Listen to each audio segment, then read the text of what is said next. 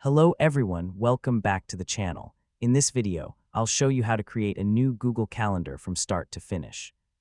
This is useful if you want to keep your work, personal, school, or business schedule organized separately. First, open your browser and go to Google Calendar.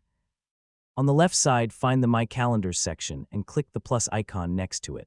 Now click Create New Calendar. Here you can enter a name for your new calendar. For example, you can create a work calendar, personal calendar, study calendar, or any custom calendar you need. You can also add a short description and check the time zone settings if necessary. After entering the details, click Create Calendar. Google Calendar will create the new calendar instantly. Now return to the main calendar page. You'll see your new calendar listed under My Calendars on the left side. If you want to manage it, click the three-dot menu next to the calendar name and open Settings and Sharing.